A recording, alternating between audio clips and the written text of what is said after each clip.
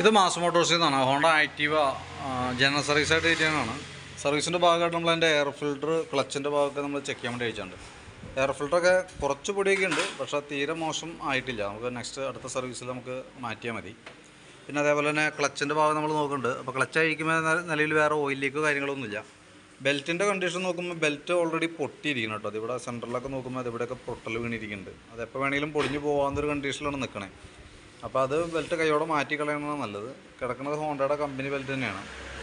പിന്നെ അതിൻ്റെ variator body, boss drive, roller, അതൊക്കെ നോർമൽ സാധാരണ രീതിയിലുള്ള തേയ്മാനങ്ങളൊക്കെ ഉള്ളൂ. ഇത് സെൽഫിൻ്റെ ബെൻഡെക്സ് യൂണിറ്റാണ്. അത് വർക്കിംഗ് ചെക്ക് ചെയ്യുമ്പോഴും ഓക്കെയാണ്, നിലവിൽ വേറെ പ്രോബ്ലം ഇല്ല. ക്ലച്ച് CVT ക്ലച്ചിൻ്റെ മെയിൻ പാർട്ടാണത്. ക്ലച്ച് വെയിറ്റ് സെറ്റൊക്കെ വന്ന യൂണിറ്റ് അത് ചെക്ക് ചെയ്യുമ്പോഴും ഓക്കെയാണ്, വേറെ പ്രശ്നമൊന്നുമില്ല കേട്ടോ. ബാക്കിലത്തെ ബ്രേക്ക് നമുക്കൊന്ന് അഴിച്ച് ക്ലീൻ ചെയ്യാനുള്ളൂ. ലൈനർ അത്യാവശ്യം ഉണ്ട്, അഡ്ജസ്റ്റ് ചെയ്യാനുണ്ട്. അപ്പോൾ നമ്മൾ ഈ ഭാഗത്തേക്ക് വരുമ്പോഴത്തേക്കും എഞ്ചിൻ്റെ ഭാഗത്തേക്ക് വരുമ്പോഴത്തേക്കും എഞ്ചിൻ്റെ ഹെഡിൻ്റെ സൈഡിൽ നമുക്കൊരു ഓയിൽ ലീക്ക് കാണുന്നുണ്ട്. ഈ സൈഡിൽ അതിൻ്റെ ആ ഗ്യാസ്കറ്റ്, റബ്ബർ ഗ്യാസ്കറ്റ് ഡാമേജ് ഉണ്ട്. അപ്പോൾ അത് നമുക്കൊന്ന് മാറ്റിയിടാം.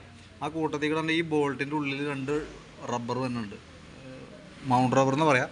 ആ റബ്ബർ ഒരു ഓയിൽ സീൽ പോലെ നിൽക്കും അത്. അപ്പോൾ അതും കൂടി നമുക്ക് മാറ്റിയിടാം. അപ്പോൾ ആ ഭാഗം അങ്ങോട്ട് ക്ലിയർ ആയിക്കോളൂ കേട്ടോ.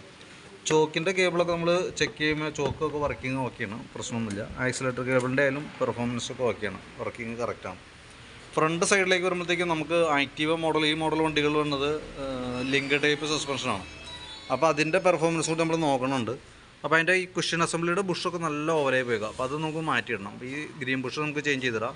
അതേപോലെ തന്നെ ലിങ്കിൻ്റെ ഈ ബുഷ് ഉണ്ടല്ലോ, അതിൻ്റെ ഉള്ളിൽ തന്നെ കോളറിന് തേയ്മാനം കാണുന്നുണ്ട്. ശരിക്കും അത് ഉള്ളിൽ ഫൈബറും അതിൻ്റെ ഉള്ളിൽ മെറ്റലിൻ്റെ വരാം.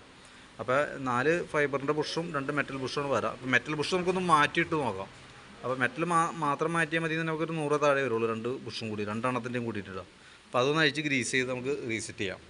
ബ്രേക്കിൻ്റെ ലൈനറായാലും അത്യാവശ്യം നല്ല ലൈനറാണ്, ക്ലീനാക്കി റീസെറ്റ് ചെയ്താണ്. ബാറ്ററി നമ്മൾ ചെക്ക് ചെയ്ത് നോക്കുന്നുണ്ട്. 2020 മോഡൽ ആമറോണിൻ്റെ ബാറ്ററിയാണ് ഇപ്പോൾ നിലവിൽ വണ്ടിയും ഇരിക്കുന്നത്. അപ്പോൾ ഞാൻ അതിൻ്റെ പെർഫോമൻസ് ഒന്ന് ചെക്ക് ചെയ്ത് നോക്കുന്നുണ്ട്. വോൾട്ട് നോക്കുമ്പോൾ 12.71 കിട്ടുന്നുണ്ട്. അപ്പോൾ അത്യാവശ്യം വോൾട്ട് നമുക്ക് കിട്ടുന്നുണ്ട്. ബാറ്ററി ടെസ്റ്റിലേക്ക് വിടുന്ന സമയത്ത് ഇവിടെ കംപ്ലൈൻ്റ് ആയിട്ടാണ് കാണിക്കുക. ഇവിടെ നോക്കുമ്പോൾ ഡാമേജ് ആയിട്ടാണ് കാണിക്കുന്നത് കേട്ടോ, പോയ ബാറ്ററി ആയിട്ടാണ് കാണിക്കുക. അപ്പോൾ സെൽഫൊക്കെ വർക്ക് ചെയ്യുന്നുണ്ടെങ്കിലും എപ്പോൾ വേണമെങ്കിലും സെൽഫിൻ്റെ കംപ്ലൈൻറ്റ് വണ്ടിക്ക് കാണിക്കും. കാരണം ഫസ്റ്റ് കാണിക്കുന്നത് സെൽഫ് എടുക്കാനായിട്ടുള്ള ബുദ്ധിമുട്ടായിരിക്കും. കാരണം സെൽഫ് മോട്ടോർ വർക്ക് ചെയ്യണമെങ്കിൽ കറക്റ്റ് ആംബിയർ ഉണ്ടെങ്കിലാണ് സെൽഫ് പ്രോപ്പറായിട്ട് വർക്ക് ആവുള്ളൂ. ഹോൺ ഇൻഡിക്കേറ്ററൊക്കെ വർക്ക് ചെയ്യും, അതിന് ജസ്റ്റ് വോൾട്ട് മതി. അപ്പോൾ 4 വർഷം അയക്കണ ബാറ്ററിയാണ്, എപ്പോൾ വേണമെങ്കിലും കംപ്ലൈൻറ്റ് വരാം കേട്ടോ. കംപ്ലൈൻറ്റ് കാണിച്ചിട്ട് മാറ്റിയാൽ മതി. നമ്മൾ ചെക്ക് ചെയ്തപ്പോൾ അതിൻ്റെ റിപ്പോർട്ടൊന്ന് ജസ്റ്റ് ഷെയർ ചെയ്തെന്നുള്ളൂ. സെക്കൻഡറി ഫിൽറ്റർ യൂണിറ്റ് അത്യാവശ്യം പൊടിഞ്ഞു തുടങ്ങിയിട്ടുണ്ട്, അതൊന്ന് മാറ്റിയിട്ടേക്കാം. പ്ലഗും നമുക്ക് ക്ലീൻ ചെയ്തിടാം. അടുത്ത സർവീസിൽ മിക്കവാറും എയർ ഫിൽറ്ററും പ്ലഗ് നമുക്ക് മാറ്റേണ്ടി വരും കേട്ടോ. പിന്നെ അതേപോലെ തന്നെ എഞ്ചിൻ ഓയിൽ മാറുന്നുണ്ട്. അപ്പോൾ മെയിനായിട്ട് നമുക്ക് സർവീസുമായി ബന്ധപ്പെട്ട വർക്കുകളാണ്. അതിനകത്ത് പിന്നെ നമുക്ക് ഉള്ളത് എഞ്ചിൻ ഓയിൽ നമുക്ക് ഓൾറെഡി മാറണം. പിന്നെ അതിൻ്റെ ഫ്രണ്ടിൽ തന്നെ ബുഷ് സെറ്റുകൾ ചേഞ്ച് ചെയ്തിടാനുണ്ട്. അതായത് ഗ്രീൻ ബുഷും കോളർ ബുഷും മാറ്റിയിടാം. ബാറ്ററി കംപ്ലൈൻ്റ് ആണെങ്കിൽ പോലും തൽക്കാലം അതങ്ങനെ നിൽക്കട്ടെ.